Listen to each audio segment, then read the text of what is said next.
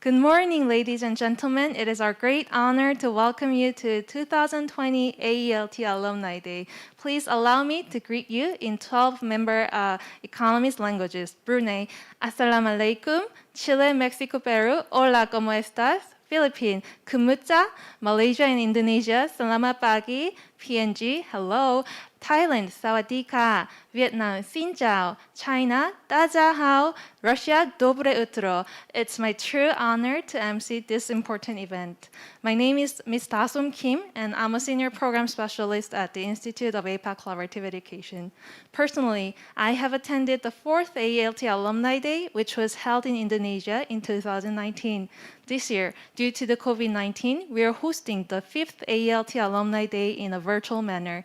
In this regard, it's somewhat unfortunate that we cannot see each other at the offline space, but it is also exciting to see you and reconnect with you online. Before we begin the 2020 AeLT Alumni Day, please allow me to introduce the VIPs who are here with us. Although we cannot hear the loud applause, please welcome each and every VIP with your emojis. Director Ko Young-hoon from the E-Learning Division, Ministry of Education, Republic of Korea. Deputy Director Kim Ah-ram from the E-Learning Division, the Ministry of Education, Republic of Korea. Clap, clap, clap. And Professor Park Dong-sun from the Institute of APEC Collaborative Education. Please welcome him. Dr. Margarita Ballesteros, Director of International Cooperation Office at the Department of Education, the Philippines. Please welcome her. And Dr. Luxman Mansin, Chief of International Resources Mobilization and Utilization Group, Ministry of Higher Education, Science, Research and Innovation, Thailand. And we would like to also introduce and welcome our 4 distinguished speakers who are our featured AeLT alumni. Ms. Stephanie Ulua, English teacher at the Enzo Ferrari School in Chile. She has attended the 39th round of AeLT in 2017. Could you wave your hands? And Mr. Joseph Santos, Educational Supervisor, Department of Education, the Philippines. He has attended the 27th AeLT in 2013. And Professor Ninia Calaca, faculty researcher at University of Santo Tomas in the Philippines. She is an alumni from the 5th AeLT, which was held in 2007. And Dr. Suras Kangasabay, Assistant Director, Ministry of Education, Malaysia. He is the 45th round AeLT alumni, which was held in 2019. The 4 speakers will share their personal experiences as well as the application of AeLT lessons and outcomes to their professional areas of works. Next, we'll proceed with the opening remarks by Director Ko Young-hoon, E-Learning Division, the Ministry of Education, Republic of Korea. Please welcome him with a big round of applause.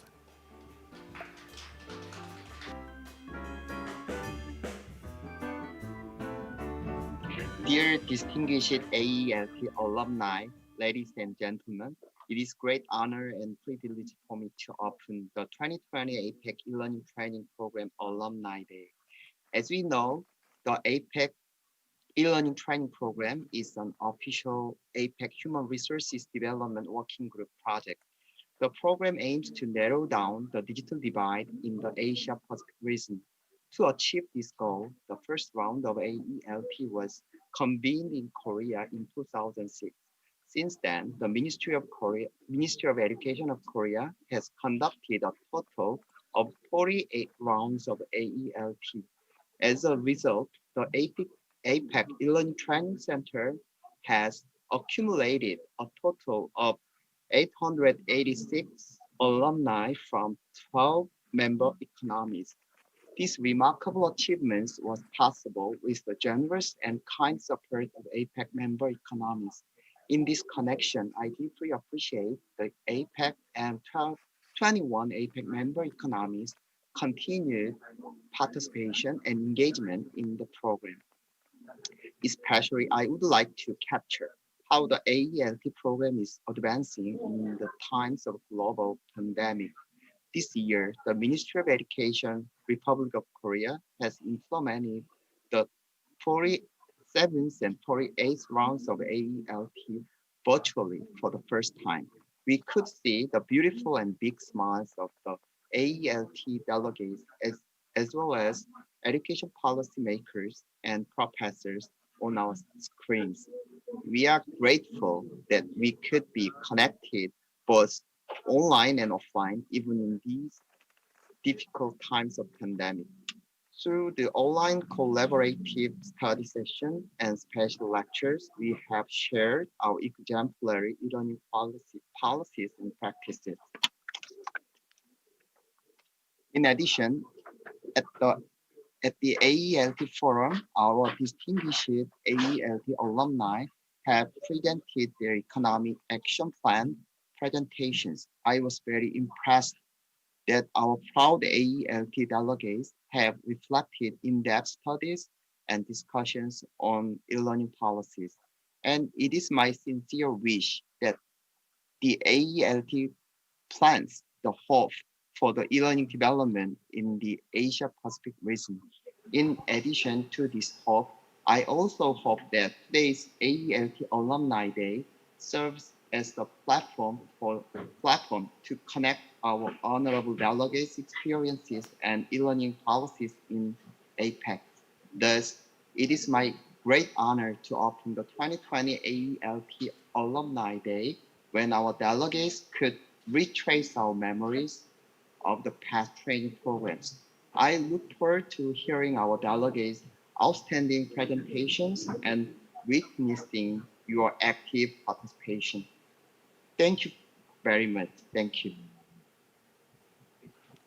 Thank you very much, Director Go. As Director Go has emphasized that e-learning is gaining its importance with the rising demand of distance education in the era of new normal. And we have heard how successfully Korea has implemented its e-learning system in the times of the pandemic. So we hope that today's Alumni Day will be a good opportunity for not only our alumni, but also the prospective AeLT participants to discuss about the further and better utilization of ICT in education.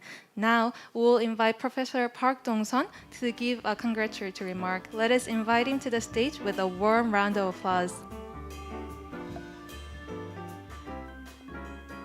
Director Go Yong-hoon, Minister of Education of Korea, Deputy Director Kim Aram, Minister of Education of Korea, Dr. Margarita Ballesteros, Director of Department of Education of the Philippines, Dr. Luxman Smansin, Chief of Ministry of Higher Education, Science, Research, and Innovation of Thailand, distinguished alumni, ladies and gentlemen.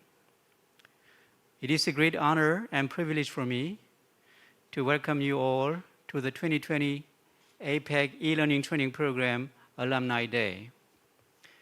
The 2020 AeLT Alumni Day is our 5th annual Alumni Day. Previously, it was held in Malaysia in 2016, in Vietnam in 2017, in the Philippines in 2018, and in Indonesia in 2019. Each year, we had a great pleasure to visit and see our alumni in APEC member economies.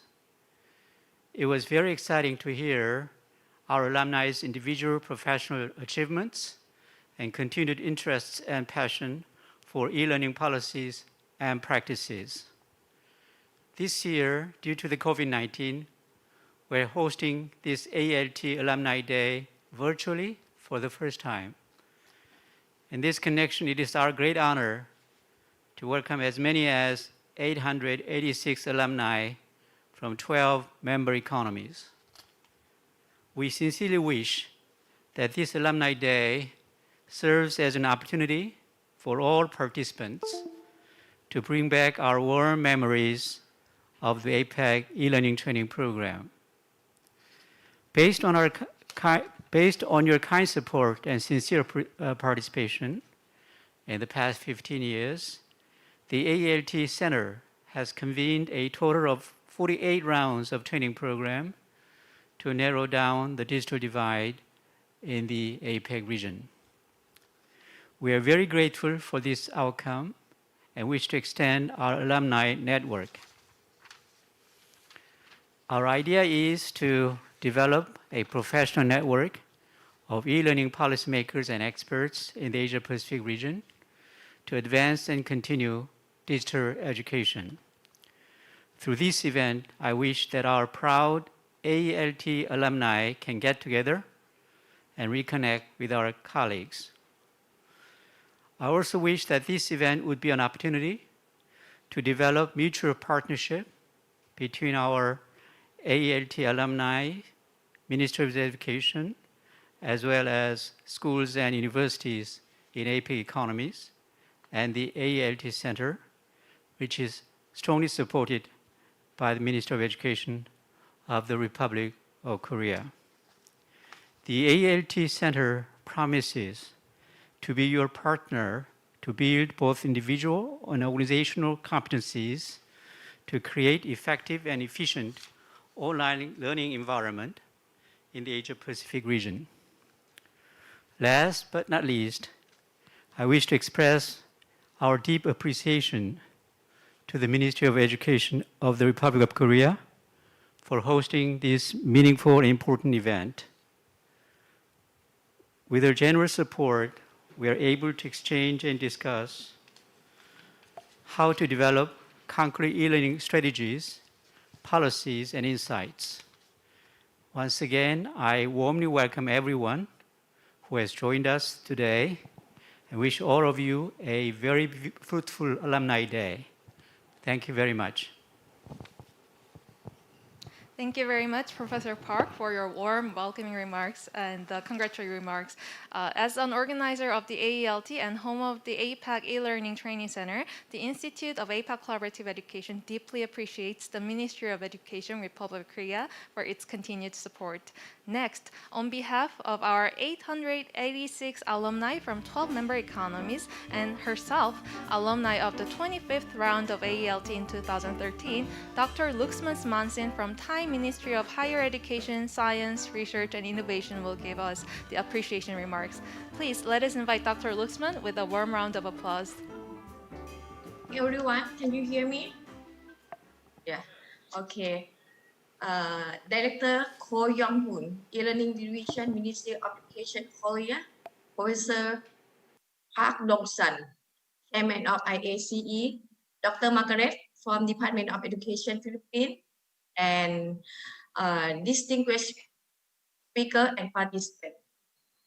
On behalf of the Ministry of Higher Education, Science, Research and Innovation, Thailand, I would like to express my sincere appreciation to Korea Ministry of Education and Institute of APEC Collaborative Education for 2020 APEC e-learning training alumni days. This year, we all face the COVID-19 pandemic situation.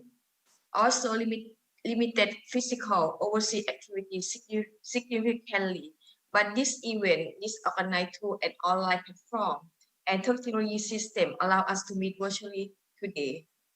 As the Professor Park mentioned earlier, AeLT program started in 2006 and keep continue already for 15 years.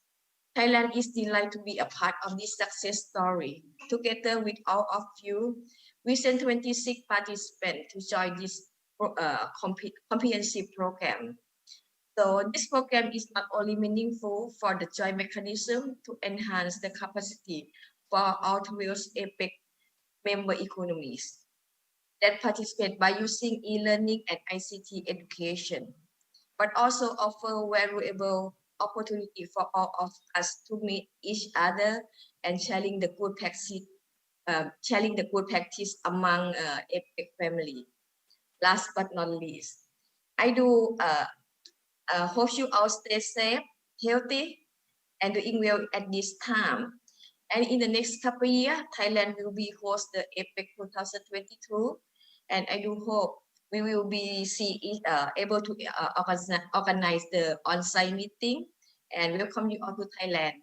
Thank you, ขอบคุณค่ะ Kalkunka, thank you very much, Dr. Luxman. As we know, the AeLT is a very unique opportunity for participants to study exemplary e-learning policies, as well as a chance to experience the cutting-edge edutech and Korean culture. Yet, in 2020, due to the COVID-19, we could not invite our AeLT participants to Korea. Instead, we have kicked off our first ever virtual AeLT program, and we have set up a learning management system using the Google Classroom, YouTube, and Zoom webinar for the live real-time collaborative studies and discussions. With these concerted efforts, the 47th and 8th rounds of AeLT were conducted as distant learning programs. We have shared the outstanding e-learning policies, strategies, mid and long-term plans from APEC member economies, and diverse contents concerning digital education. In this regard, let us invite Ms. Park Hyun-jung and listen how the APEC e-learning training center has successfully adapted to the current challenges. Please welcome Ms. Hyun-jung Park to introduce the results and achievements of the 2020 AeLT program.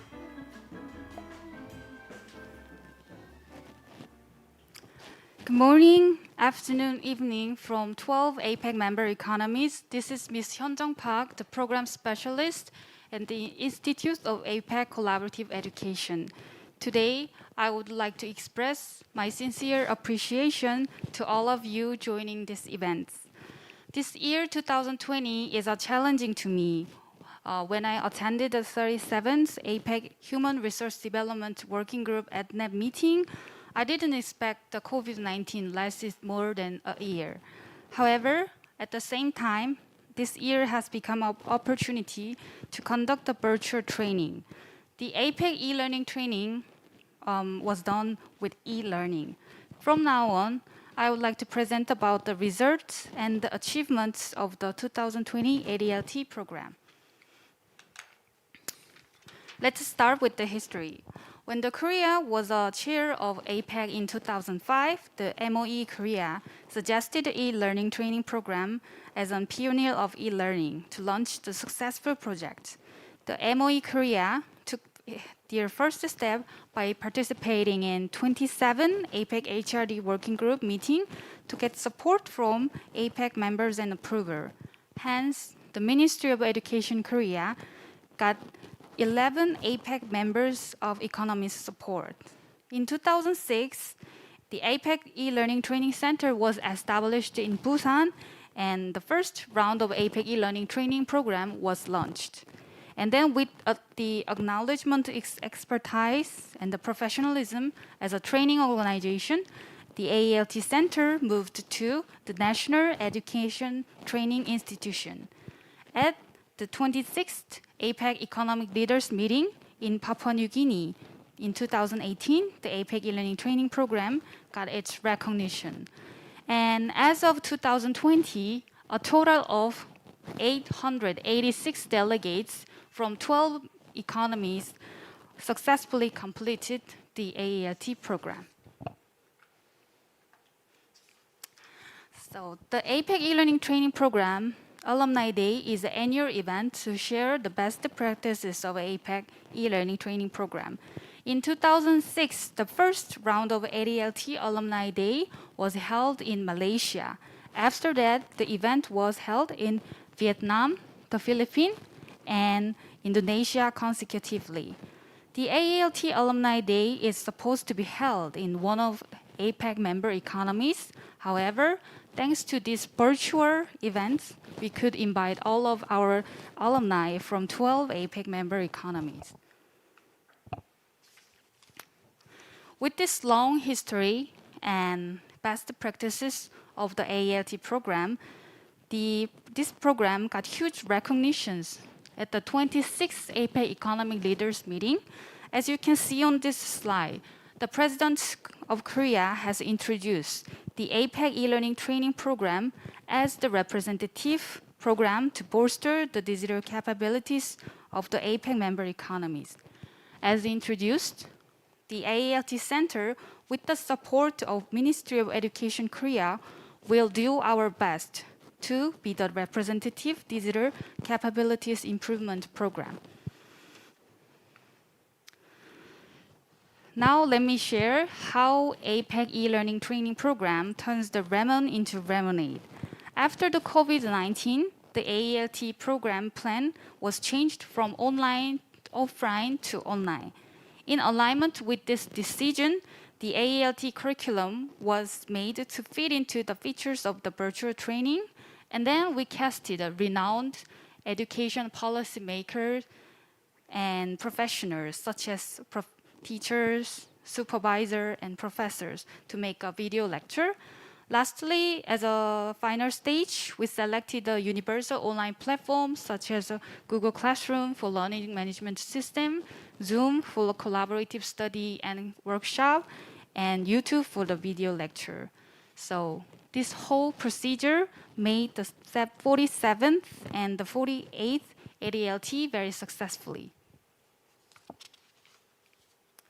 This is AeLT annual overview.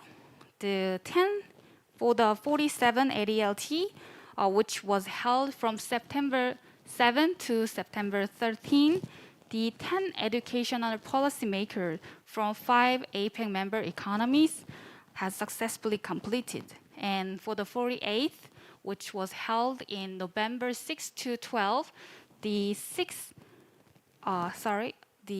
13 delegates from 6 APEC member economy successfully completed our training program. And our last event in 2020 is being held by YouTube right now, and to share the best practices of AeLT experience. This is the picture of our virtual training.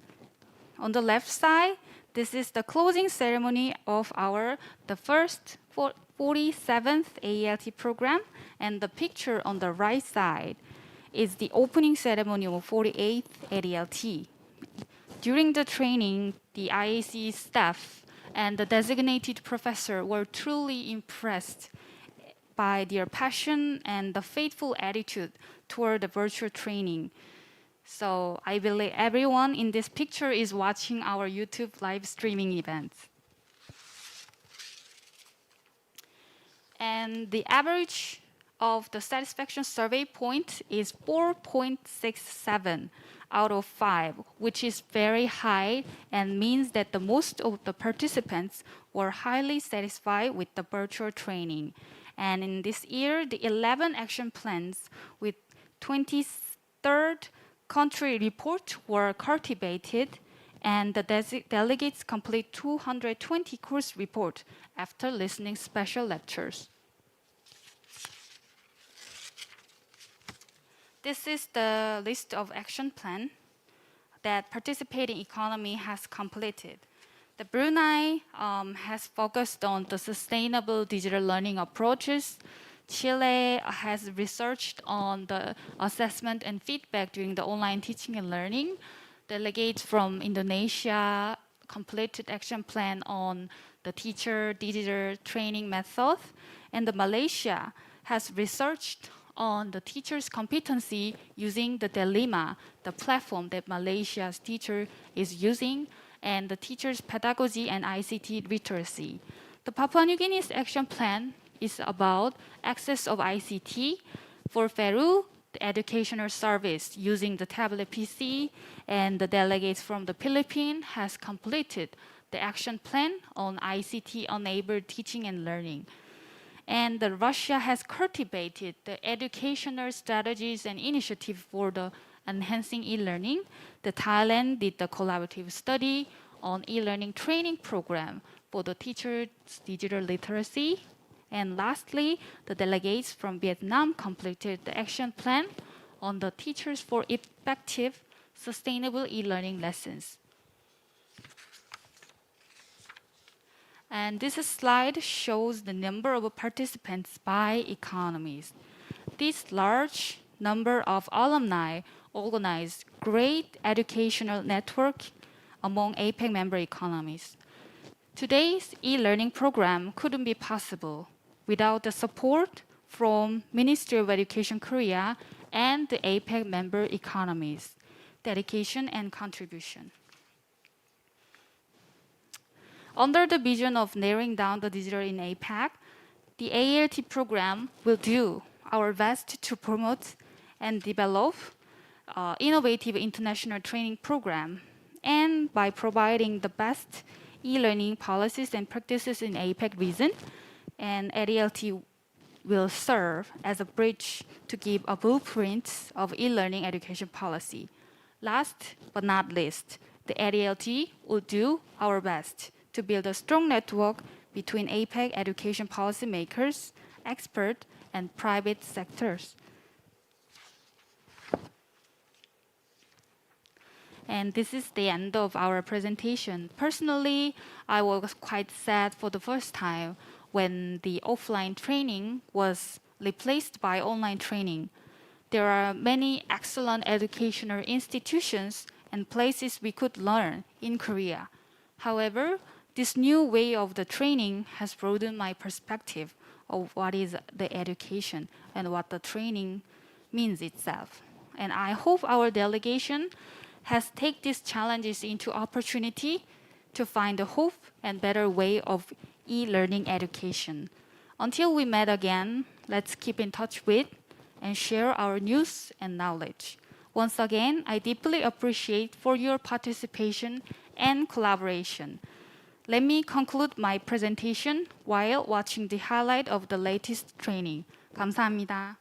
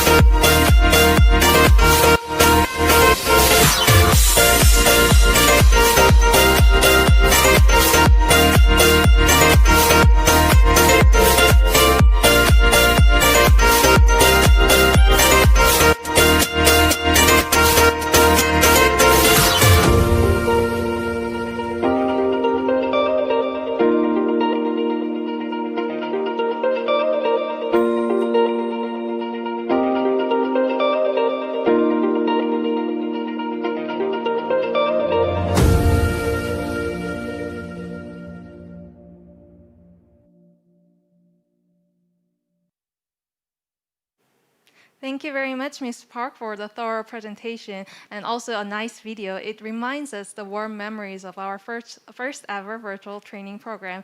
As Ms. Park has shared with us, the 2020 AeLT had some limitations and difficulties, such as the time difference between member economies and lack of site visit, and etc. At the same time, we discovered and saw the great potentiality and possibilities in distant learning. The virtual training program is enriched by our AeLT delegates' passionate participation, as well as our collaborative studies professors' earnest feedback. Also, we deeply appreciate the ministries and departments of education for their kind support.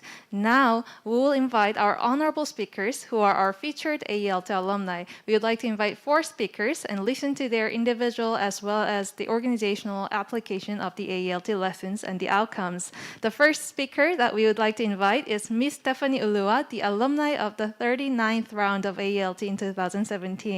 She says, quote to quote, AeLT training sessions opened my mind to a new perspective on how the teaching and learning process was taking place in public schools. Thanks to my experience and skills from the AeLT, now I belong to the Red Maestros de Maestros, which is selected group with the most outstanding teachers of Chile. Please welcome her with a big round of applause.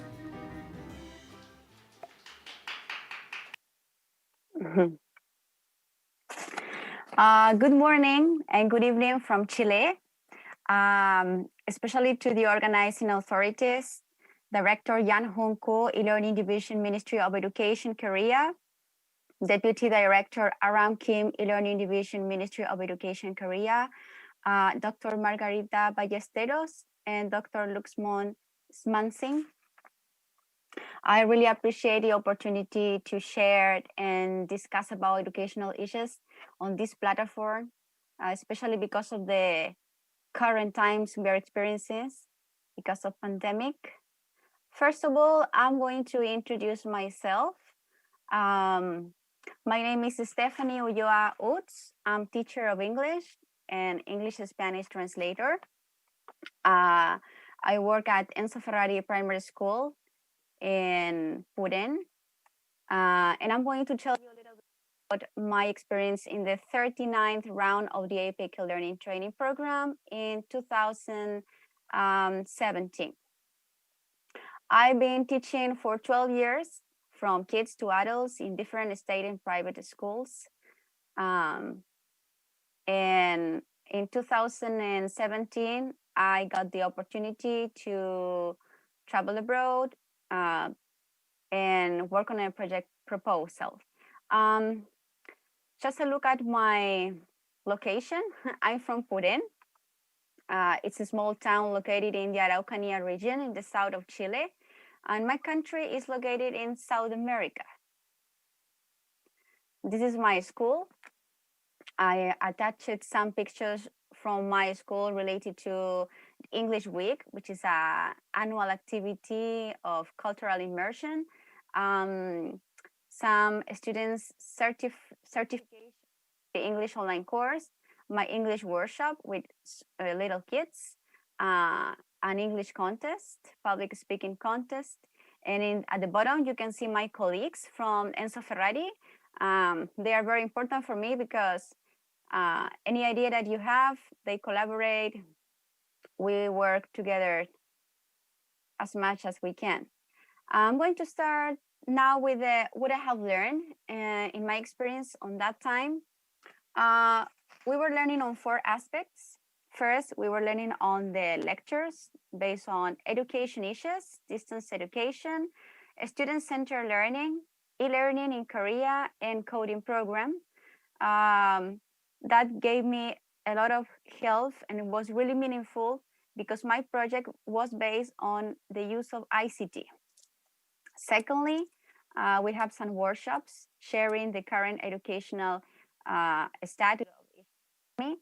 And then I realized that the Pacific Ocean was not the only thing that we shared. We shared more than that because we have the same educational goals. So our plans and programs are quite similar. The field visit. I met Seoul Technical High School, Korea National Open University, Seoul Education Museum, and the virtual reality complex in Korea. Then when on the field visit, I realized that how Korea built its future based on its past, something that is very different from my culture and my country. So I took the best that I could from that experience, from that field visit, and I use it to improve my teaching performance. Finally, we have the collaborative study on project proposal, which I really appreciate because that made me to develop interpersonal problem solving and communication skills, as well as to share ideas with with people from different economies, from Russia, Thailand, Peru, Mexico, Indonesia, Malaysia, what I remember. The project proposal was an English online course, which is similar to gamification strategy in which you took some video games elements and you use them for learning purposes. It was afforded by the Ministry of Education, sponsored by the English Open Doors program, which is a division of the Ministry of Education. The idea was to implement this course for students from 7th to 12th grade high school in order to improve their English proficiency by using ICTs. It lasted about 4 months. The English online course started in my hometown, Puren, with about 500 students, and in another town, San Javier. So there were about 900 students working on the English online course. Lately, thanks to the English Open Doors program and the Ministry of Education, the English online course spread it along the whole country. So it was a national program. What we got from here was certified students, because once they finished the English online course, they got a certification according to the European English framework, like A1, A2, B1. They improve their academic performance.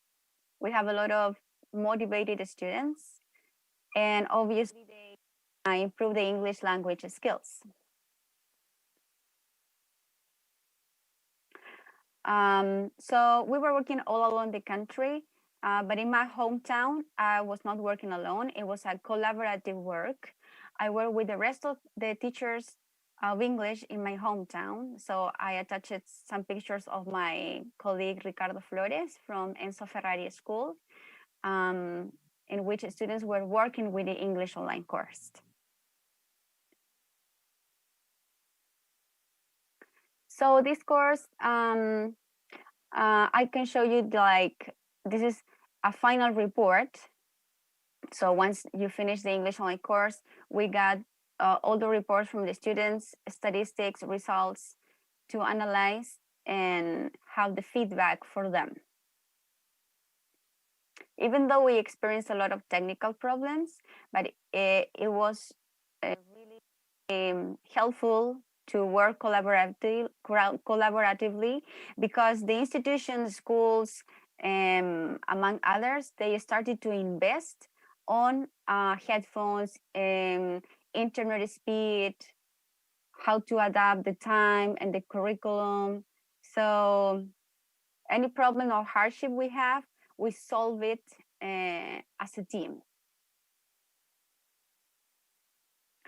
So now what I have done in relation to the English online course, once we finished the English online course, the students got the certifications, and not just in my hometown, Puren, but along the whole country. So we have about 5,000 licenses for free for state schools to learn English, reading, listening, and writing, just by using the English online course. So you can see pictures from different students along the country.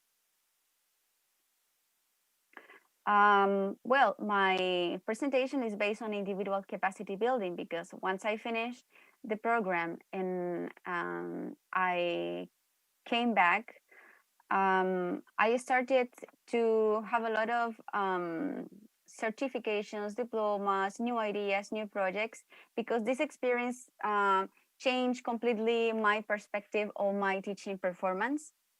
So, for example, I got a promotion. I was promoted as a local English coordinator in my hometown for 1 year. I got some journal publications, regional, local, and national, in relation to my experience in South Korea. I got some certifications, like I improved my English proficiency, so I got C1 on Cambridge certification, a diploma as the first teacher of my city to win an abroad internship, another diploma for my remarkable performance on my teacher evaluation process, getting one of the highest level, because in Chile, the Ministry of Education assess teachers every 4 years. Some membership, I've got a membership of Red Maestros de Maestros, that is like a group of teachers from all the country that work collaboratively to improve the equity and quality of education in my country. I enrolled in some training programs related to collaborative work and leadership, English national curriculum, assessment learning, neuroscience, and currently I'm still working on the universal design of learning and inclusion. I got some institution invitations, Virtual Educa 2017, to show the English online course. I was invited to some English Teachers Network in 2019. And lastly, I was invited to the Global Talk 2020 together with my colleague Maria Bernarda Verdugo. And we also received things like, for example, the US Embassy donation. It was 2 robots for learning English through programming. So it was a really successful experience. We succeed as a team, working collaboratively. So that's why I attached some pictures of my colleagues working with their students in their schools. So we started in my school, but then we projected to the whole community and then to the whole country. I didn't work alone. So I need to acknowledge some people, some institutions, thanks to the Ministry of Education, because they give me the opportunity as a teacher to work on research, to work on a project, to travel abroad, together with my colleague Marcela, that she right now is in Australia, is go on studying. Thanks to the English Open Doors program, to my English coordinator, because they were always supporting me, to the APEC learning program. Please go on with it, because you are helping a lot of kids, students, families, societies, and so on. To the local authorities, to my former boss, Mrs. Fabiola Retamal, my current boss, Cesar Chamblas, to my colleagues from my school and from my hometown, obviously, and especially to my students who are working with it really hard, to the AeLT team, lovely AeLT team on that time, to the 39th round participants, I still have contact with them. A special acknowledgement to my family for the support. So it's like individual learning building, but with collaboration. And I want to finish my presentation with one picture that I took at the Seoul Tower in 2017, when I looked through a window and I saw my country name, capital flag, and how far away I was from home. And one C.S. Lewis quote came to my mind. He's a British writer, like, hardships prepare common people to an extraordinary destiny. And I think, like, my destiny was the APEC Learning Training Program in 2017. So I want to send some greetings to my family, my colleagues, and especially to my friends from Bienestar Group. Greetings for them. And that's all. Salamat, terima kasih, kamsahamnida, thank you, and muchas gracias. Thank you very much, Ms. Lua, for the useful presentation. We truly saw how AeLT contributed to your individual professional growth, such as the promotion from an English teacher, school teacher, to a regional English coordinator. We truly wish that the English Open Doors program, which was developed and studied under the 39th round of AeLT, could serve its role in Chile and help the Chilean teachers and students to further improve their English skills. Next, we'll invite Mr. Joseph Santos, Educational Supervisor, Department of Education, the Philippines. He has attended the 27th AeLT in 2013. Mr. Santos says that the year he joined the AeLT program is also the same year when the Marikina city in the Philippines began planning and implementation of the e-learning program. In this connection, we'll see how Marikina city has been developing its e-learning system for 7 years. Please welcome him with a big round of applause.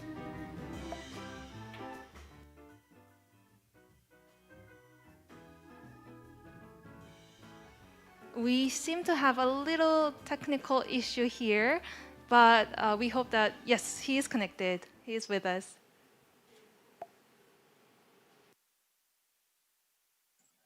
Hello, good morning, everyone. Good morning to our distinguished guest, Ms. Kim Dazon, Ms. Park Young-jung, Director Ko Young-yoon, Professor Park Dong-soon, and the member economy, and to my fellow alumni, and of course, to Dr. Margarita Balesteros. A pleasant morning to everyone. Now, allow me to share with you our experience here in the Philippines. Your So my 2013 e-learning program experience was very fruitful. So here are some of the pictures during the opening ceremonies and some lectures together with my co-participants. And part of it, we have a good cultural experience. Then we have also a field study by going to some of the schools in Seoul, Korea, and we also visited Samsung. Now, in the closing program, we are very fortunate, no, that our group got the best project team entitled e-learning program. So when I go back to the Philippines, I immediately initiated the program and proposed it to my superior. The title of the project was the Division e-learning program, an alternative delivery mode for 21st century learners. Now, the rationale for this is, of course, no, to widen the access of each learners as well as the teachers to quality-based basic education through integration of ICT and modern technology. And of course, to address the problem on classroom congestion and other situations and circumstances which prevents children from going to and staying in school. And of course, it focuses on e-learning. Now, here is the objectives of the program: to provide learning opportunities to teachers and learners anytime, anywhere. So prepare them for the knowledge-based economy, offer opportunities to teachers and learners to indulge in ICT integration in the teaching and learning process. Allow teachers and learners to cope with the fast-changing technology. Equip teachers with the necessary knowledge and skills in ICT, and of course, help our students to save money, time, and effort in going to school. Here is the conceptual framework: the e-learner or the learners as the center of it. Then we have the 5-year plan, which started from 2013 to 2017. Now, this is the e-learning program. At present, it is mainly offered in 2 schools in the division: Jesus de la Peña National High School and Marikina Science High School. Now, the most important milestone is that it was implemented at Marikina Science High School for 7 years, and at Jesus de la Peña National High School for 6 years.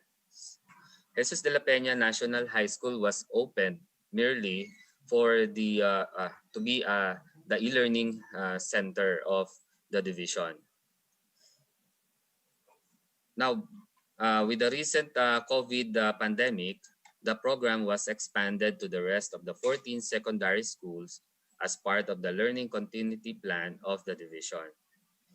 Now, going back to year 2013, the program was launched at Teatro Marikina last June 2013. And during this time, it was implemented in 4 pilot schools.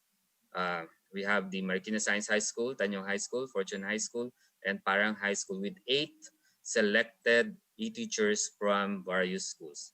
Then we also conducted the training of e-teachers and e-designers at the division office with an external consultant or expert on e-learning. Here are some of the pictures. But in 2014, again, we established a school to be the center of e-learning, which is the Jesus de la Peña National High School. And in this year also, we established our own learning management system platform and website for the said program.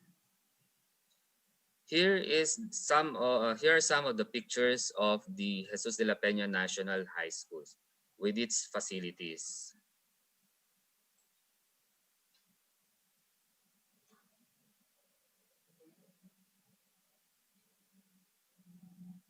And here is the division e-learning website, www.elearningmarikina.ph. And here is the division e-learning management system. Year 2015, again, we continuously conducted the capability training for e-teachers and e-designers. And of course, we continuously conduct advocacy campaign at various elementary schools for us to recruit learners from elementary.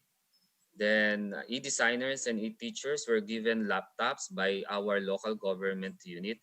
Then various SDO conducted benchmarking activity about the program.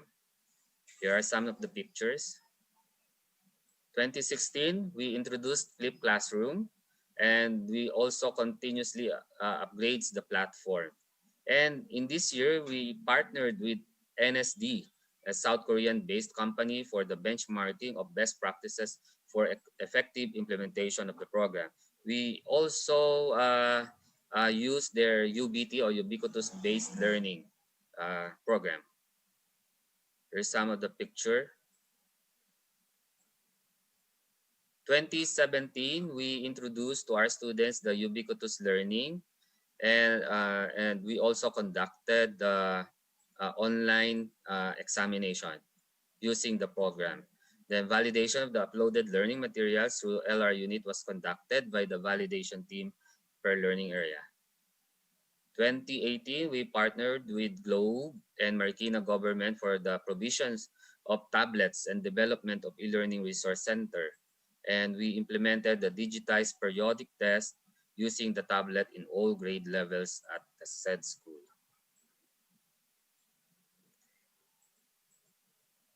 In 2019, we proposed the expansion plan for the other non-e-learning secondary schools.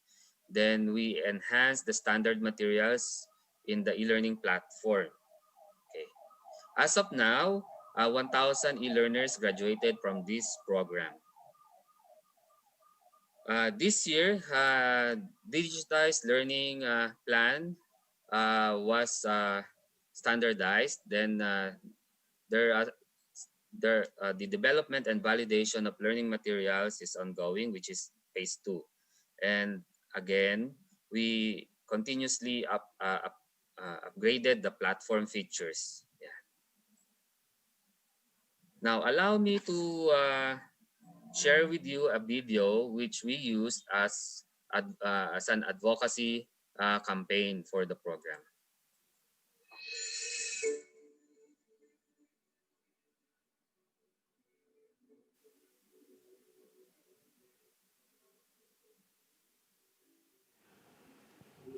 Mr. Santos, I think the sound is not coming. So can we play the video on our side?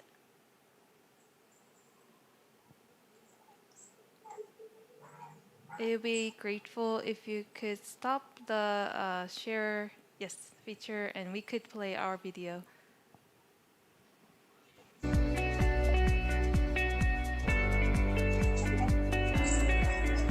The Division e-learning program is one of the alternative delivery modes offered by the Division to provide options for learners in availing educational services.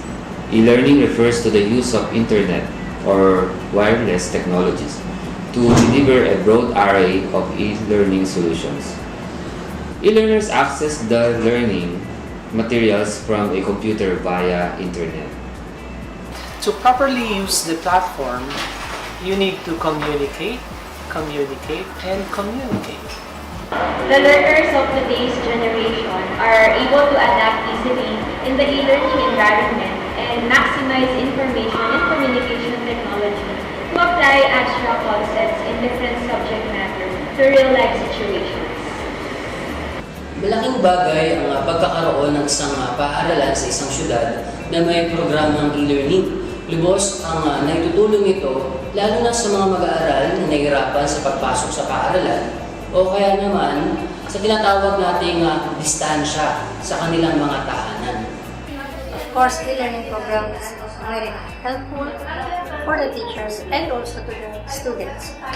Admittedly, e-learning program became beneficial for me as a teacher because it helped me to become adept in using modern technologies in my classroom.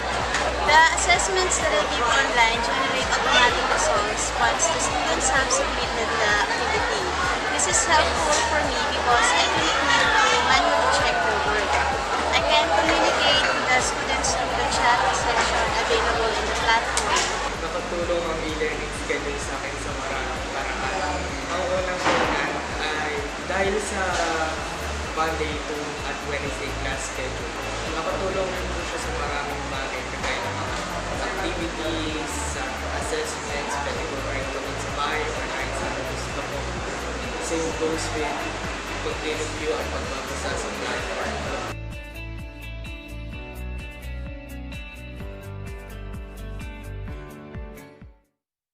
Now, especially to me, I have modeled the program I have here in the Philippines to your country. Thank you very much. Kamsahamnida.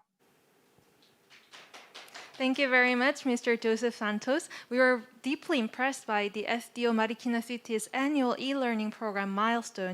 We're happy that the AeLT program has served as a platform for you to be connected with the Korean government, educational institutions, and the Korean EduTech company. It just reminds us that the aim of the AeLT is to facilitate and promote educational cooperation in the Asia-Pacific region. In this connection, we wish you all the best and send our warm regards for the e-learning advancement in the Philippines.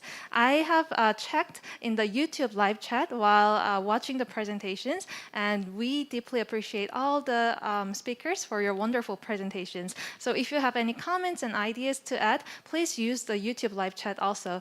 Our third speaker is Professor Nina Calaca, faculty researcher at University of Santo Tomas in the Philippines. She is an alumni from the 5th AeLT in 2007. She provides support to the International Cooperation Department at the Department of Education, the Philippines, and serves as an administrative official at the University of Santo Tomas. So please welcome her with a warm round of applause.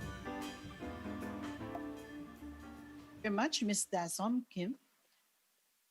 Ambassador Dongson Park, the APEC HRD lead shepherd, representatives from the Ministry of Education of the Republic of Korea, Dr. Young-hoon Ko, and Deputy Director Ms. Aram Kim, representatives from the different ministers of education of the different APEC countries or economies, Dr. Losmon Mansin, the Chief of Ministry of Education of Thailand, and our very own Dr. Margarita Ballesteros, the Director of the International Cooperation Office of the Philippines.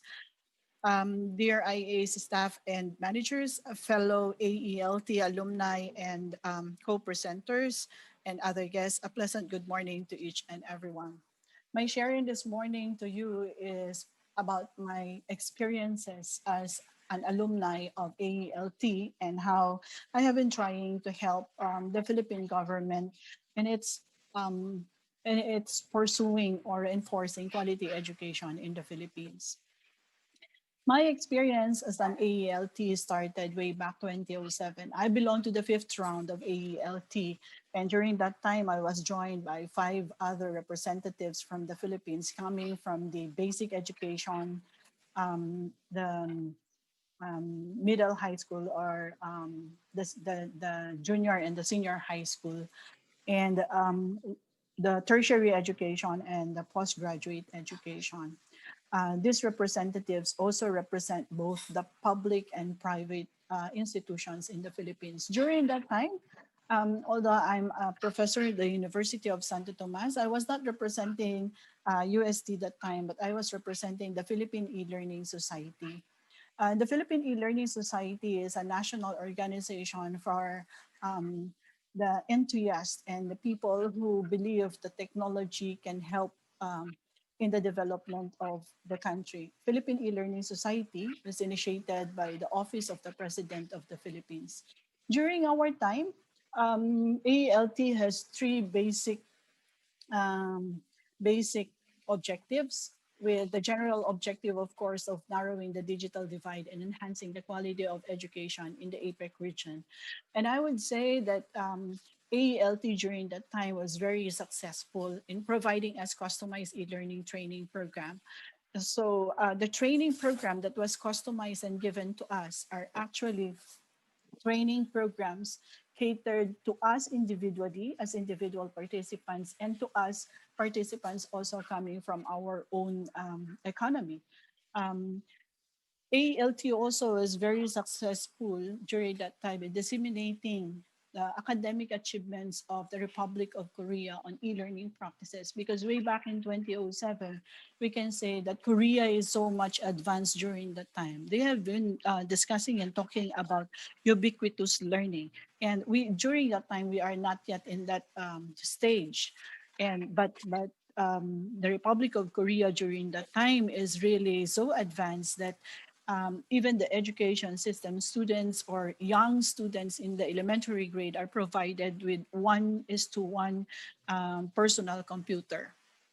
The AeLT during the time greatly promotes the international cooperation by sharing cultural experiences. It was a 10-day experience for us.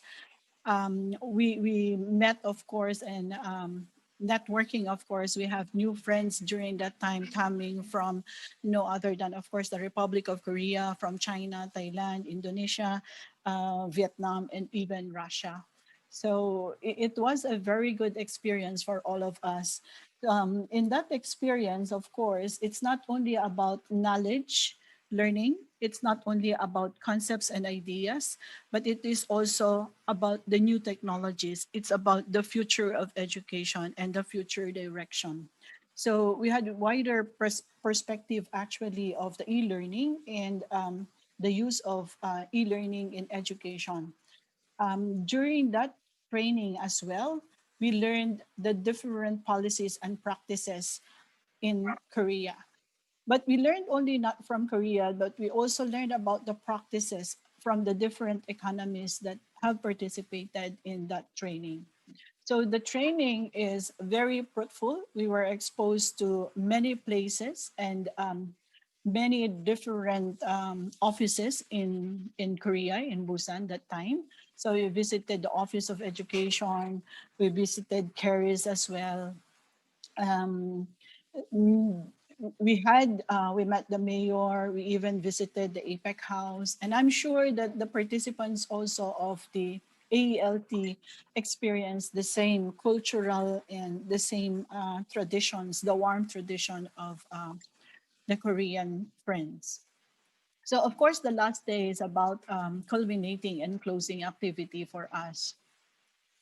So in a nutshell, from the objective of narrowing the digital divide and enhancing the quality of education in the APEC region, of course, that has been achieved to a great extent for me.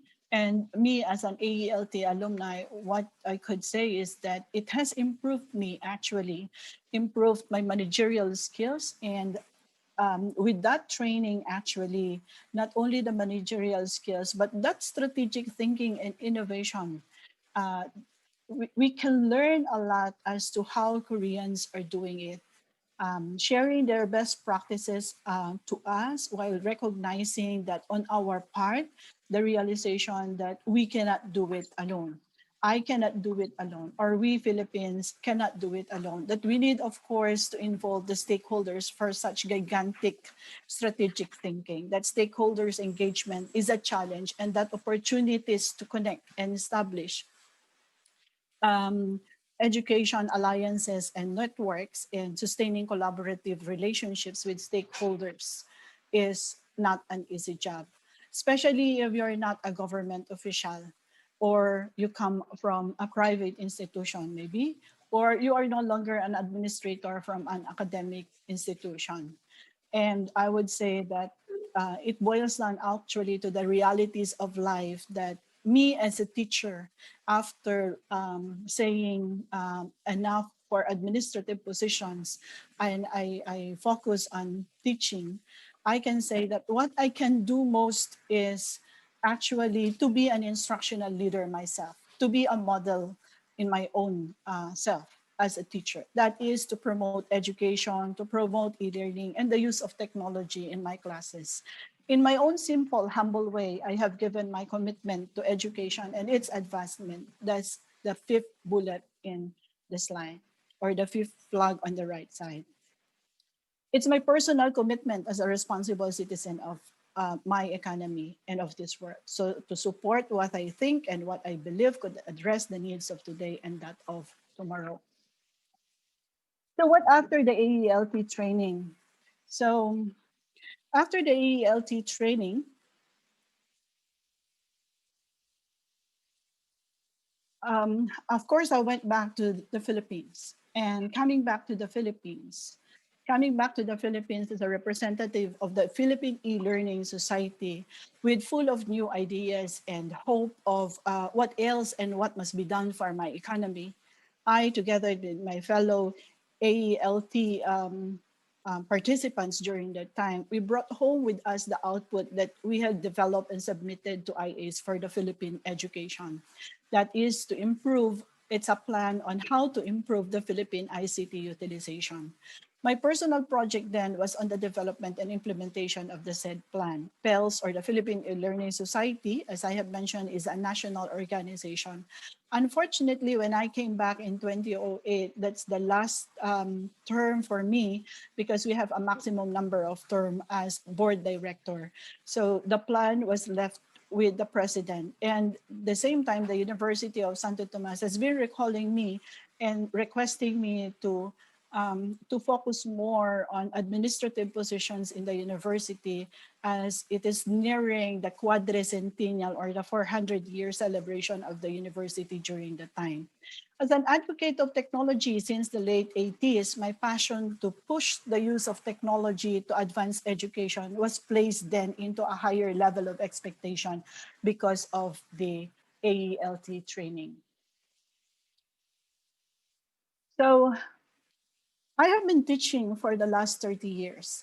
And my contributions for the last 30 years, I would say, is that I have taught at least 25,000 students, produced 2 commissioners at least, and many medical doctors and PhDs, and many teachers, pharmacists, sociologists, businessmen. And I have mentored at least 550 researches produced by my mentees or my students. We have initiated, facilitated numerous seminars and trainings and conferences, published books and OERs, and contributed also that we have an OER, or I myself have an has an OER now with Simeo, with UNESCO, and with UPTV.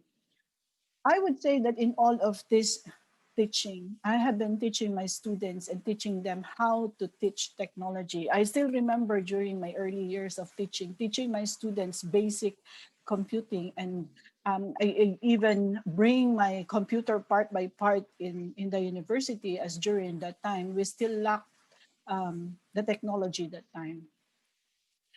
Some of my experiences, and I would say some contributions, during my time as administrator in the University of Santo Tomas, I have handled several positions in the university. And I'm proud to say that I think I have contributed maybe a lot and enough for me to say I can say no anymore to an administrative position in the university. I was able to get a training program under UNESCO. So the university is considered as one of the training institutions under UNESCO. I have also partnership with the National Commission for Culture and Arts, UPOU. We had some projects with DOST, with the Commission on Higher Education, on TESDA.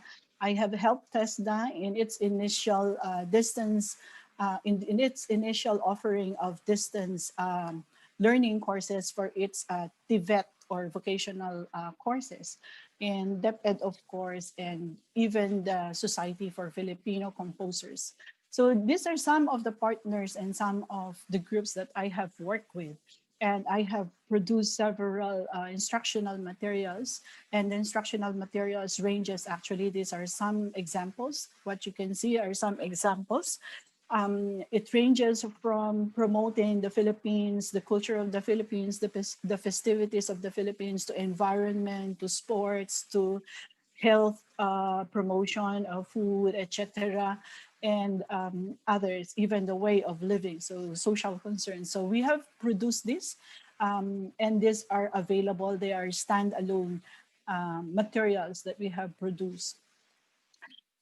As an administrator during that time, equipped with so many ideas, of course, coming from and learned from the AeLT training, I have initiated the e-learning program of the university, and it has helped me. The training actually has helped me a lot.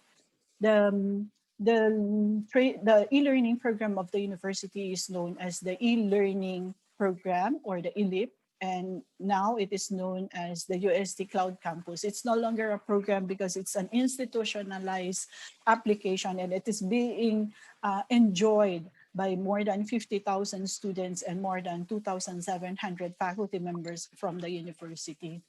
I have initiated and established the UST Tiger Radio. It's an online Tiger Radio serving the whole campus on news, activities, and others. And this is actually a training ground for mass communication students and other aspiring students who would like to be future radio or TV announcers.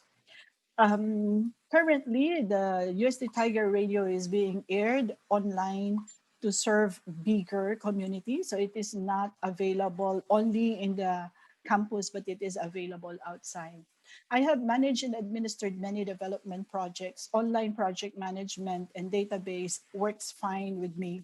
I still remember that as a project manager or project officer of the university, I had 7 staff during that time. And on the average, we manage at least 250 projects a year. And managing 250 projects that ranges from institutional, faculty development activities. So it's difficult to provide a faculty development for 2,700 teachers or faculty, to construction of buildings, to renovation. So all sort of those big projects are being managed that time by my university. And thanks to the different ideas that the training that AeLT has provided to us, the exposure actually that it has given us when we were doing the touring around Busan, we were get to expose to many different possibilities. So these are some of the contributions that I have done, because during that time it's a simultaneous, sometimes it's a simultaneous administrative position for me. As a researcher, of course, as a researcher, I have contributed also. I have a publication with Routledge Publishing. I have another publication with UNESCO on competency-based teaching training on ICT integration. APEC Education Community for Education. It's about the in-service teacher training in APEC member economies, and I presented the Philippines for that one. That is my part as an APEC study researcher. So in all of these activities and in the 550 researches that I have mentored with my advisees, with my students, I would say that most of these researches are actually about assessment and technology, the implementation of using technology in the teaching, learning strategies, and others of the like. When I said no to an administrative position in the university and I went back as a full-time faculty, that is the time that the industry, of course, because of networks, we have friends and they asked me to help them also contribute in the Philippine development. And that time I accepted the offer of the Vibal Publishing, one of the biggest publishing company in the Philippines. So I was with them for 5 years. And in that 5 years, I would say that I was able to do a lot for the Philippine education, as I have initiated and developed a learning management system for the Philippines, in which the learning materials are incorporated. I have contributed and pioneered in the development of the interactive e-textbooks in the Philippines. I have facilitated at least 180 trainings on ICT, e-learning, technology, and education to teachers, administrators during my 5 years in the publishing company. I have facilitated the development of interactive textbooks, printed textbooks, games, apps, and the development of the DQuest. So DQuest is disaster quest application game for UNICEF. In 2015, I have to leave the publishing company because that will be a conflict of interest as the Commission on Higher Education. That is the equivalent of the MOE of higher education in the Philippines. As you know, the education system in the Philippines is trifocal. So we have the DepEd for the basic education, we have TESDA for the Tibet, and we have CHED, or the Commission on Higher Education, for the tertiary and postgraduate levels. I was appointed as technical panel for transnational education and distance education, and heavily it uses technology again. So I have to leave the consultancy work with Vibal Publishing and focus with my teaching and serving the Commission on Higher Education, because that will be a conflict of interest for me. The experience also is that we as policymakers, because AeLT also exposed us to different policies and practices, as I have mentioned earlier. So I had that experience and a wider perspective of the different policies on the use of technology in the different economies in the APEC region. So it took me some time to think, and I tried to join an international organization. It's a multinational company in the USA as a consultant, and they gave me actually the position knowledge management director. In that company, I initiated and designed an LMS for multinational company, and our clients during that time are United Nations, the different offices and sectors under United Nations. We have the big pharmaceutical companies, including the different branches that they have, or country branches that they have. ADB is also, or the Asian Development Bank was our client that time. I have expanded the business worldwide because during that time, we have several businesses under knowledge management, and one of the businesses there is that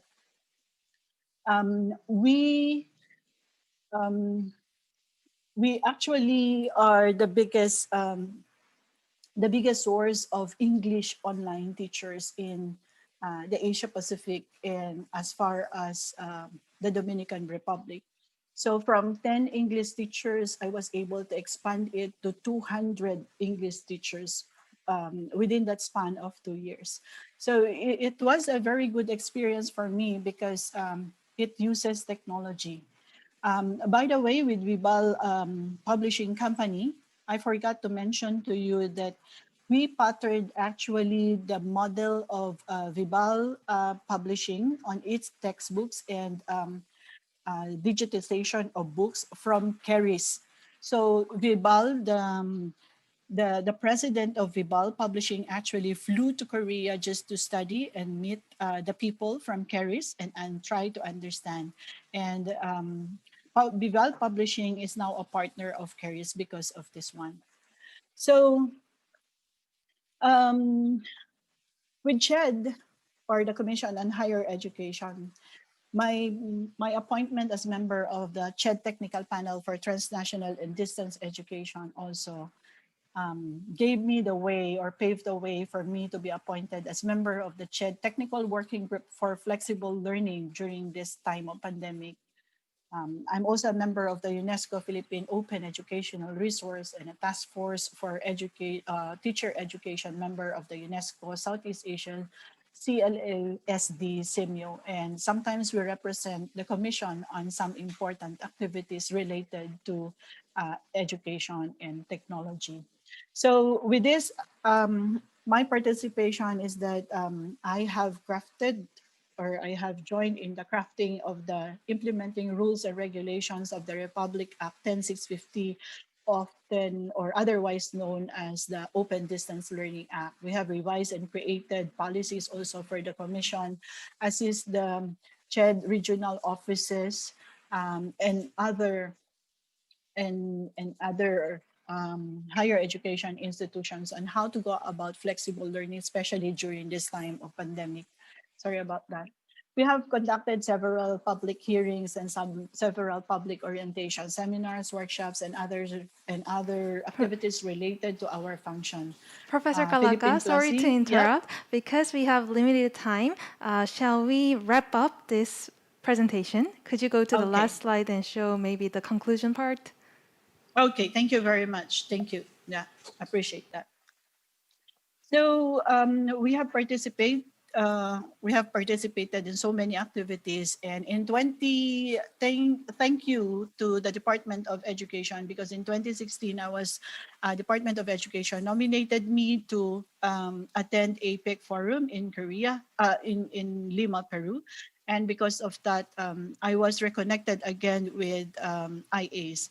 And we realized that many Filipinos actually participate in the different e-learning activities, and many of these participants cannot be traced anymore due to we lost data because of loose data management, and we lost information about them, and it's because of the monitoring system also. So there are so many projects, concepts, and ideas that are put to waste and not maximized. If only those trained participants will contribute in their own small little ways, then we will never be left behind. So that's a realization for me and Dr. Margarita, that we have created the Facebook page trying to map and trace all the trainees, and we try to promote and support all the e-learning activities of the Ministry of South Korea, and that is hosted and managed by IACE, and we participate in all activities as much as we may be allowed. So promote schools and managers and leaders also of the Philippines, because in participating in these activities, we can also promote best practices in the use of technology in the Philippines. We also conduct activities related to e-learning in the Philippines in cooperation with the International Cooperation Office of the Department of Education. So let me fast track my presentation. So these are some of the events that we have participated and supported. So in all of the events, we have been very supportive now and very visible. And also, we are trying to follow up also on our alumni and on our participants from the different trainings provided by IACE. So these are some of the presentations. And of course, Mr. Joseph Santos, my colleague here as co-presenter, is one of the highlights of that. And I think I have reported that also in the global concert presentation. So ALCO Philippines in the Philippines is now supported is now supporting UNICEF and DepEd. So we are now in the list of the primary supporters of UNICEF and DepEd. So I would say in brief that from 2007, for me, that is the capacitating, 2016 is reconnecting, and 2020 is soaring high. Unfortunately, because of the COVID-19, it was not that easy for us and our activities were hampered. So some might be asking, why am I doing this? Because I'm doing this and I am not paid for doing this. I'm doing this for simple reasons that, well, I enjoy traveling and I can travel. And for me, I can still call it work because the university excuses me from my absences whenever I have travels. So I get to work with amazing colleagues and we get insights actually into a lot of other worlds as we listen and discuss with people of vibrant and innovative ideas. And with that, we get to have awesome opportunities in our wider community. We get to indulge in and share our passions. And of course, I would say I become a better teacher with so much to share with my students and my colleagues because of these experiences. Thank you very much, Professor Kalaka. We have to absolutely agree with your idea that our international partnership collaboration is beneficial for everyone. And as we have heard, Professor Kalaka has rich experience in teaching college students as well as the e-learning consultations domestically and internationally. So if you'd like to have the contact with her and exchange information with her, please leave the YouTube live chat. We'll be happy to connect with you to the international e-learning experts and grow our networks. So our last speaker is Dr. Suras Kangasabay, Assistant Director, Ministry of Education, Malaysia. He is the 45th round alumni in 2019. He has the doctoral degree in the media management and explores on the subjects such as should physical textbook be replaced by the packaged digital materials? Interesting, isn't it? So let's hear his presentation, which focuses on the issue of delayed deployment of interactive digital textbook. Let us welcome Dr. Suras Kangasabay. Everyone, and I'm Dr. Suras from Malaysia. When we went to Korea last year, we were comprised of three person in our team. That's me, Encik Muhammad Azian, and Encik Fazli, as you can see in the slide. Three of us went there, and our problem that we were and this is my resume, my occupation, my work experience, and my education. I hold a doctorate in media management. And when we went to Korea in 2019, the overall objective was to deploy interactive digital textbook nationwide within the allocated period stated in the Malaysian educational blueprint in order to provide students with quality digital contents. And we had a specific that, of course, time efficient manner will have 4 parts. The first one will be introduction, background, and justification. Now, in the introduction, I would like to mention here, of course, our core problem was the deployment of the textbook. But I'll have another part that is the education TV that we learn from Korea. I will talk about it later also in my presentation, which will come in during the outcome and experience of training. And number 3 will be generate an execute action plan, and finally future plan and monitoring. Now, first we look at the outcome and experiences of training. Well, we had special lecture, we had workshop sharing, field training, cultural experience, collaborative studies, and international experience. I'll show you some of the photos there in this slide that was taken during the event in Korea. Now, back to our TBD and also careers, and then the current state, the workshop sharing mainly was current status of e-learning. Yeah, most of the country, they came up with different, even though everyone had a different problem to solve in in their country when they came to Korea. But some or other, they were all linked, all tied up to e-learning. So a lot to pick up from them. And we had discussion, brainstorming session with these different countries. And we learned how people have dealt with their problem. Some had very, very challenging situations like no internet, then no budget, even government support was very, very low. And of course, some countries have some political instability. Okay, that is sharing my part of the outcome and experience of training. Now, what we and ASEAN, we came back and we had to generate and execute the action plan. And what we did was this. First, we created a multimedia production team, and then we did a bit of compiling and formatting, pilot tests of prototype, procurement process, and deployment in all schools. Okay, you can see the photos. My team of creative production was also joined by my colleagues in TV, like you can see in the photo there, Mr. Sharol, Mr. Izwan, and the other photos you can see there, the procurement team and all those there.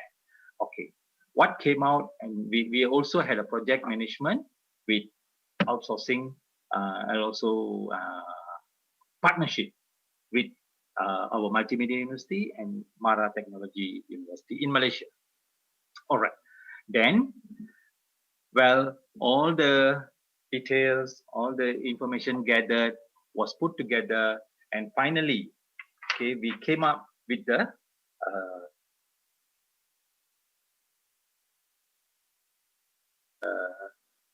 digital textbook interactive portal.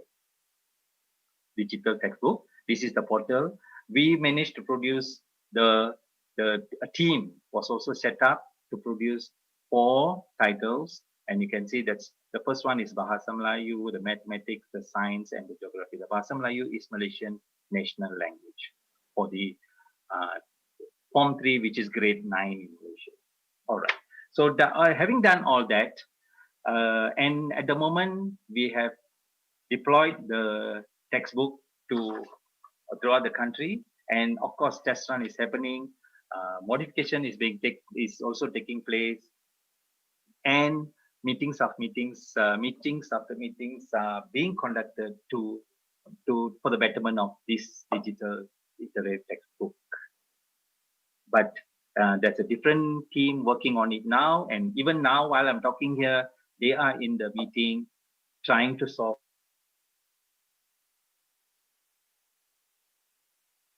But we will solve it. Now, I would like to also extend my experience in Korea to a second part of my work, or my core business in Ministry of Education. That is Education TV. You all know somewhere in March 2019, all the countries in the world were attacked by COVID thing, and we had to go online learning. Okay.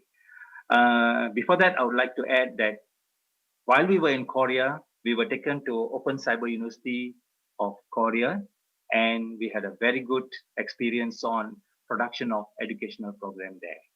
All right. And back to our country, we have to go online learning, and one of the mode that we have to go is Education TV. That's our minister there, you can see. And TV Pendidikan means Education TV has to be up again. Website, we have been testing. So what we do, we have experience, but since we saw in Korea these things, I personally got hold with our specialists, Miss Dasun King and Miss Park, and asked them for extension of whatever we learned there. And I would like to thank them because they managed to get me through to Miss Miju Huang in Open Cyber University. And you can see, this is the video conference that we had with Korea. That's the team there, our team here, trying to get knowledge on how to go about this Education TV. And then we had the discussion. We have our team there with Miss JNT, the moderator, and we started producing TV programs. We learned a lot. Okay, what we did was we had some collaboration with discussion with EBS, that's Educational Broadcast System of Korea, and we pick up the way we customize what we learned from there and we put it here, and we started producing.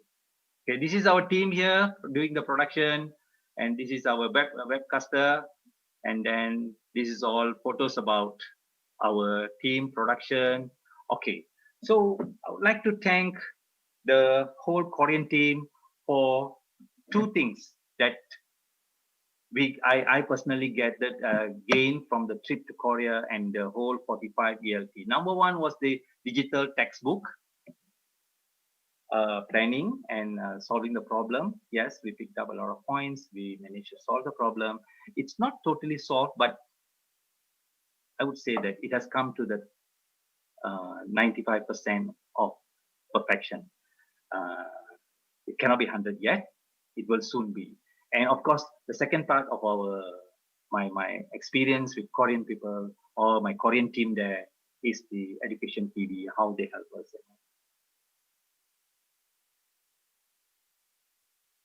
Book, that is, we have to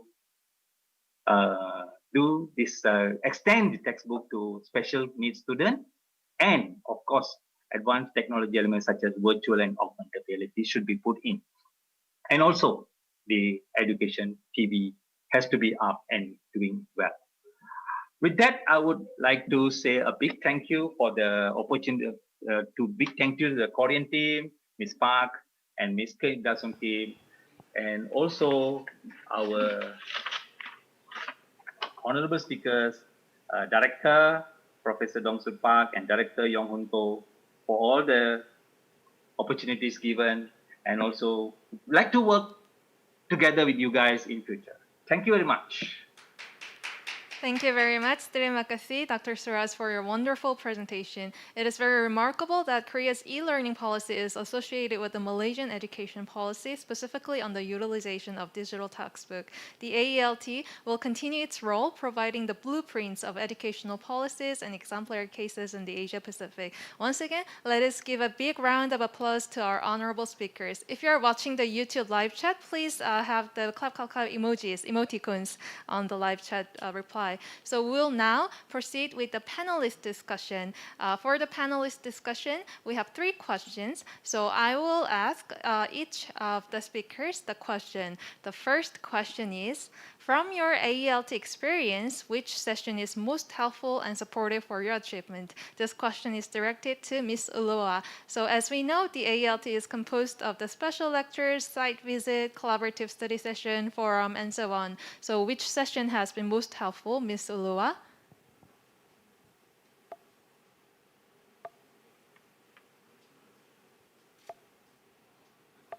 Please unmute yourself so we can hear your voice, beautiful voice and clear voice. Thank you. Sorry. I would say it's collaborative because it provided the interpersonal problem solving and communication skills that I didn't have before my experience.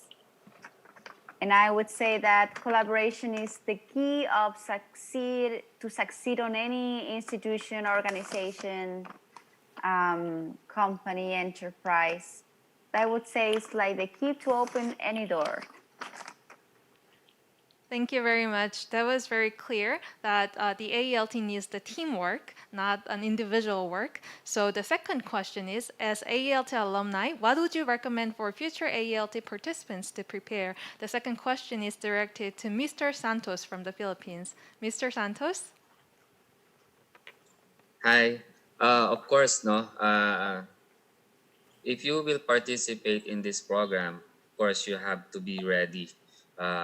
Terms of sharing your ideas, and of course you have to work as a team, and don't hesitate to ask questions and share all your thoughts to other participants. Thank you very much, Mr. Santos, for the answer. Yes, quest is always right. The questioning and answering, having the feedback, those are very important parts of the AeLT program. So your answers will help our future AeLT participants to think about what to prepare when they join the program. The third question is, do you have any comments and compliments to the Ministry of Education, Republic of Korea? As we know, the MOE Korea has been supporting this program for more than 15 years. So we'd like to invite Dr. Suras and Professor Kalaka to briefly say the words of the gratitude and etc. To the Ministry of Education, Republic of Korea. So Dr. Suras first. Okay, thank you, Ms. Kim. Yeah, when we were there, we did visit the Ministry of Education, Korea. We did visit them, and we can see that how this Ministry of Education, Korea is supporting the whole AeLT.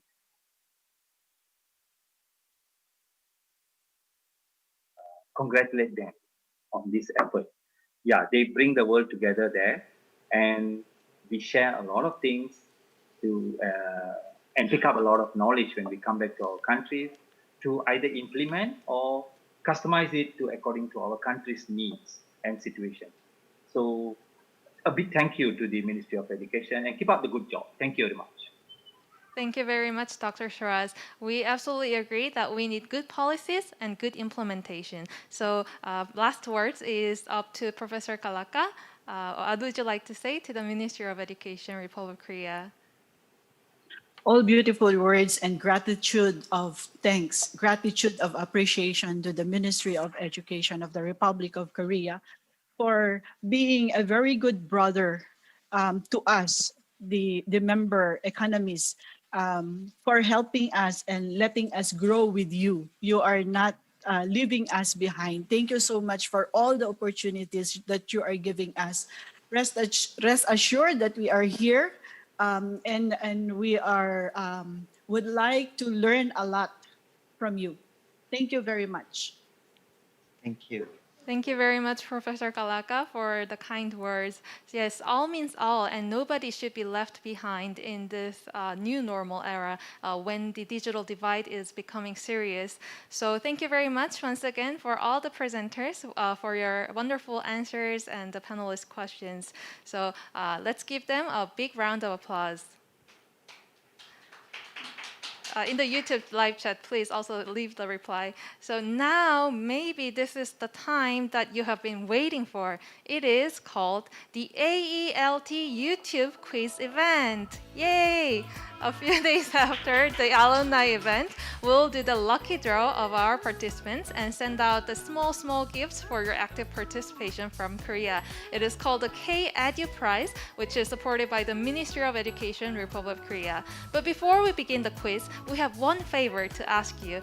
As you can see from the slide, please leave your name, position, organization, and email address in the YouTube live chat box so we can identify who you are. And if you are an alumni, please also indicate the round and or the year that you have attended the AeLT program. But if you are a prospective AeLT participant, please leave us why you'd like to join this program. And while you're typing your personal information, I would like to invite you to read the slide contents. They are the big hint for the upcoming quiz. There will be a total of 4 questions with the multiple choice, and we would like you to type out the answers. For instance, maybe our program specialists Eugene and Hyun can help us show the example. So if the answer of the question 1 is 1, then you can just leave 1.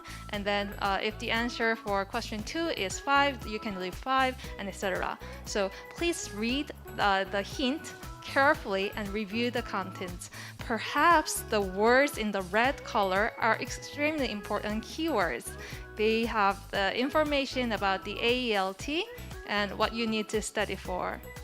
So are we ready to begin the quiz, or shall we wait? Begin? So let's move on to the next slide, and the quiz is here. Everyone will have 1 minute to think about and type the answers in the live chat box. We have 4 questions on the screen. The first question is, When was the first round of AeLT held? So for your information, the AeLT was endorsed in 2005 when Korea had the honor of host economy of APEC ministerial meeting in Busan City. So it'll be after 2005. And the second question, as of 2020, how many rounds of AeLT have been held? Here's a top hint. Due to the COVID-19, we had to conduct the 47th and 48th rounds of AeLT virtually this year. So there you can guess the answer. And the third question, what is the project name that the Ministry of Education Republic of Korea implements to advance the e-learning policies and practices? AeLT is also a part of this Korean governmental project. Will number options 1 and 3 be the answers? They are the true statements, and we wish that they are the project names, but maybe there is a better answer. And the fourth question, where were the previous AeLT alumni days have been held? Before the global pandemic, the APEC e-learning training center has reached out to our alumni in APEC member economies and conducted the face-to-face meetings. Yes, but this year, due to the difficulties and etc., we are now hosting this alumni day virtually. Well, we wish the dark cloud of COVID-19 would be lifted and the situation gets better so we can meet you person to person. So I think that was about 1 minute, right? Everybody had a chance to type out the answers. Wow, I see the replies, the live chats coming up and up and up. So, with this, let's move on to the answer slide. Now it's time for us to check the answers. The first question's answer is year 2006. The second answer is a total of 48 rounds. The third one was a little bit tricky, wasn't it? The correct answer is option 2, e-learning globalization project. And the fourth one, the answer is all. Since 2016, we have had the annual AeLT Alumni Day around the APEC member economies. So thank you very much for your sincere participation. And in the upcoming years, we look forward to cooperate and collaborate with more and more APEC member economies. Well, we wish you the best for the lucky draw. For the selected answers, we'll send you the emails and notify that you are the selected winners of the K-Edu prize, the special prize. So, we are now coming close to the end of the Alumni Day. To officially announce the closing of the Alumni Day, let us invite Director Go Young-hoon for the closing remarks. Director Go Young-hoon oversees the e-learning policies and practices in Korea. So please welcome him with a big round of applause.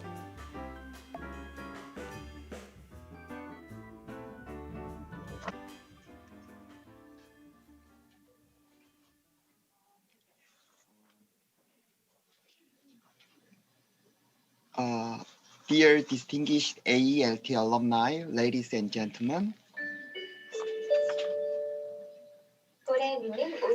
it is my great honor to close the 2020 APEC e-learning training program Alumni Day. We have invited distinguished AeLT alumni from our 12 partner member economies and share the program highlights. The program has been operated for more than 10 years with your sincere interest and dedication. In this connection, I deeply appreciate everyone who has contributed to the program's success and growth. Also, we had heard from 4 featured AeLT alumni. They are Ms. Stephanie Ulloa from Chile, Mr. Joseph Santos from the Philippines Department of Education, Professor Nina Kalaka from the Philippines Santo Tomas University, and Dr. Suresh Kankaswai from the Malaysian Ministry of Education. Each and every presentation was meaningful in that we could exchange not only the personal experience, but also information concerning APEC member economies, e-learning policies, and practices. In this regard, I deeply appreciate all AeLT alumni for your hard work and efforts as an e-learning policymakers and professionals. Ladies and gentlemen, I believe that the true meaning behind the AeLT program is not only developing individual competencies, but also developing practical e-learning policies, plans, and strategies for APEC. This international capacity building program contributes to the expansion of the innovative teaching and learning method with effective ICT utilization in 12 APEC member economies. It has also contributed to the sharing of the e-learning trends and impact of ICT in the school curriculum. As we could observe, the COVID-19 pandemic has left us a negative impact. But the COVID-19 has also accelerated the integration of digital education globally. E-learning has tremendous potentiality to expand teaching and learning, transform educational settings, and drive inclusive and sustainable socio-economic growth. Thus, I would like AeLT alumni to continue developing your professional competencies and devote yourselves into e-learning policy and practice development.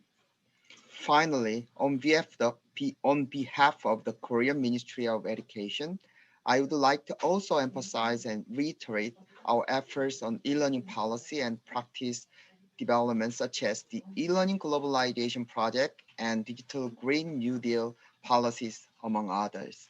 Lastly, the Korean Ministry of Education is open to cooperate with our APEC member economies and ready to share our know-how with you.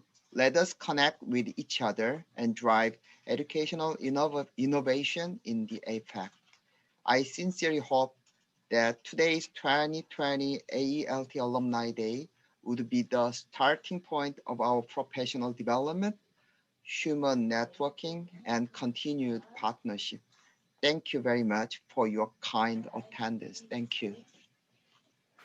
Thank you very much, Director Go. As you have emphasized at the beginning, we hope that the AeLT will be the hope for APEC member economies to develop better e-learning policies. And at the last, as you emphasized, we hope that the AeLT would serve its role to have the platform for the APEC's e-learning exemplary cases. So the AeLT is successfully implemented with the cooperation between ministries and departments of education in APEC member economies. In this connection, we would like to invite Dr. Margarita Ballesteros from the Department of Education, the Philippines, to give the appreciation remarks on behalf of our 12 e-learning partner economies. Let us warmly welcome her.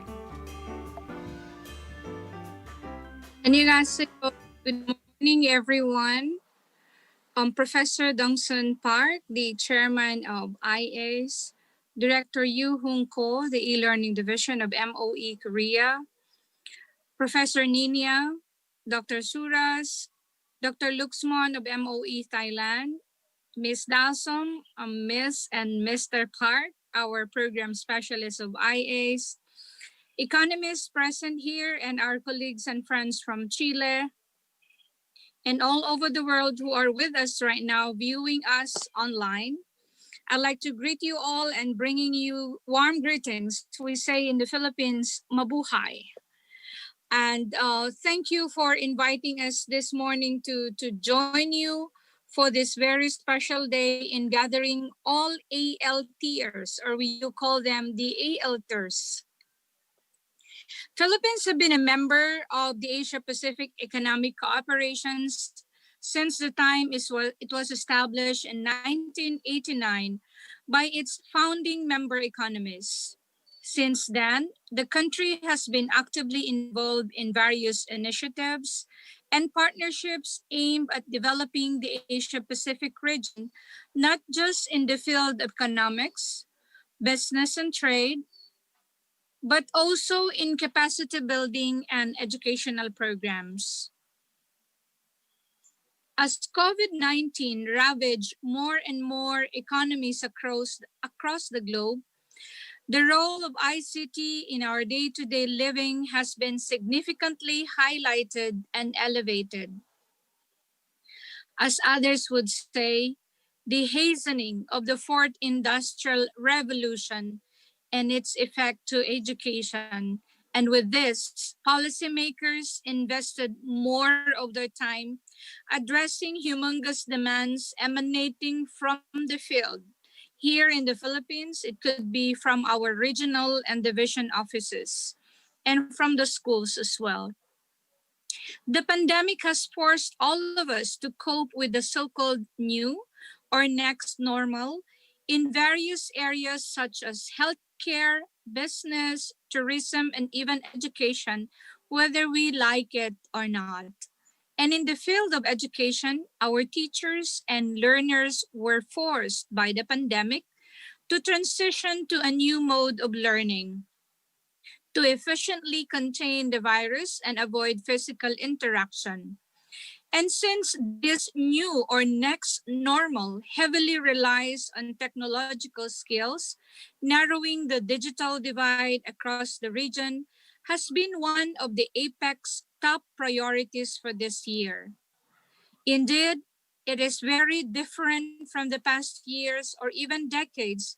And for the first time, for the longest period of time, we are experiencing a serious pandemic that changed the lives of everyone and also shaped the goals and priorities of several international organizations and governments. It provided also for us an opportunity for institutions to look back and assess their capabilities and other aspects that need to be improved. And as we face this challenge together, cooperation, partnerships become even more vital, and the sharing of best practices in relation to the use of ICT infrastructures and other innovative educational approaches and modalities are needed for us to rise again from this adversity together, or we call it so we can build back better, healthier, and stronger. That is why, on behalf of the Secretary of the Department of Education, Her Excellency Secretary Leonor Magtolis Briones, and all the other ministries of education from the member economies, I would like to commend and express my sincerest appreciation to the Ministry of Education of the Republic of Korea and to IACE for enabling us to be part of this revolutionary program, especially at this time of the pandemic. This is a big leap. It's a big opportunity for our education policymakers to learn more about ICT related programs being implemented by our neighboring economies to combat the disintegrating effects of COVID-19 to education and possibly use it for benchmarking in the respective institutions. Surely, this collaboration will shape the course of education in the 21st century and beyond, especially because technology is considered as the growling engine of change.